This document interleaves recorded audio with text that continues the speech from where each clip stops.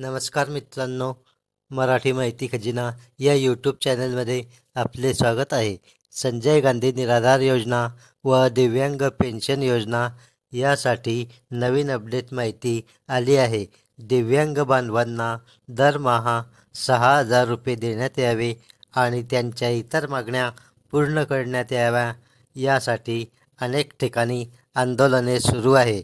या सर्व आंदोलनांचे व्हिडिओ आपल्या चॅनलवर टाकण्यात आले आहे, ते अवश्य तुम्ही पहा. तर पहा मित्रांनो, आजची ही महत्त्वपूर्ण अपडेट माहिती.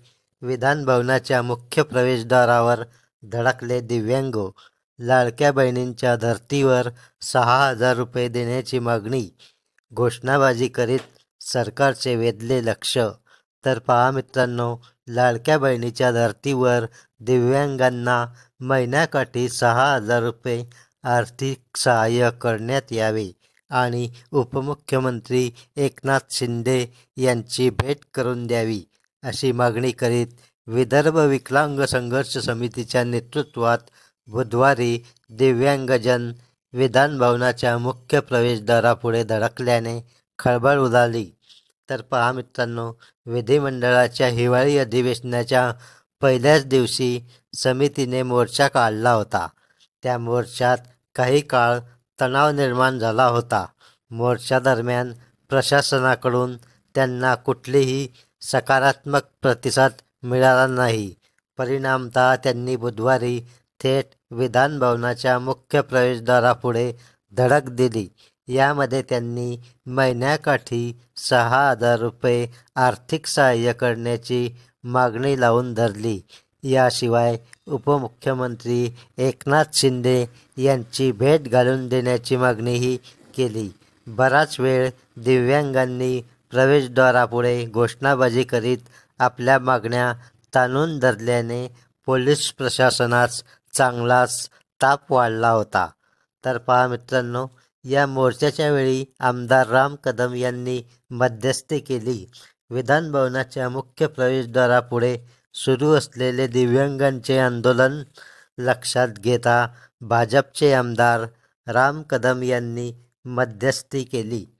त्यांनी दिव्यांगांचे निवेदन स्वीकारत त्यावर सकारात्मक चर्चा करण्यात येईल. सरकार सगळ्यांचे काम करण्यासाठी आहे.